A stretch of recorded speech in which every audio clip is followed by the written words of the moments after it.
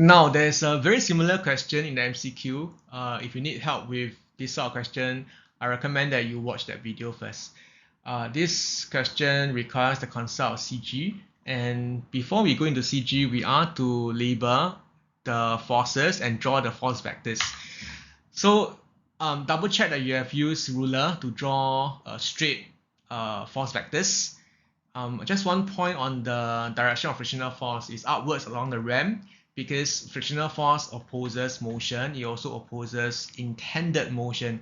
So in this case, even though the lorry is not moving, it's stationary, it wants to slide down the ramp. So that is the intended motion. Frictional force opposes it, and therefore it's upwards along the ramp.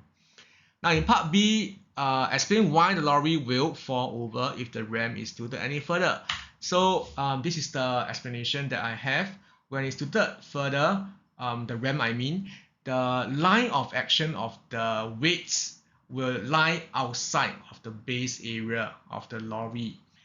Therefore, this will create a clockwise moment about the bottom right wheel, making the whole lorry topple over. So maybe you want to pause the video to record down and write down the explanation. I will use some animations to describe, elaborate on what is this.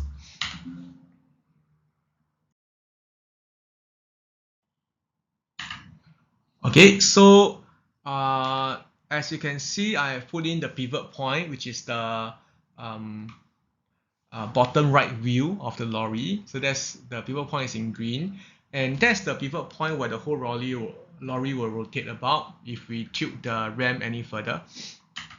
And I've also recreated the picture to show what will happen if we really rotate the ramp to a more steeper to a steeper orientation.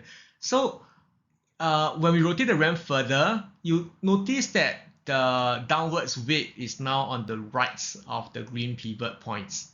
So this will make this downwards weight on the right of the green pivot point will want to make the whole lorry rotate in a clockwise manner. This is exactly the clockwise movement that will make the whole lorry topple over.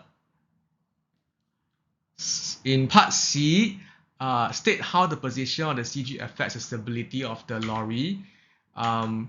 This is a standard question. So for object to be very stable, we will want the CG to be as low as possible. There are some other guidelines. For example, the base area needs to be as big as possible, but it's probably irrelevant here. So my answer to part C is just to share that the CG of the lorry needs to be as low as possible for the whole object to be more stable. This also prevents this scenario from happening when you tilt the object.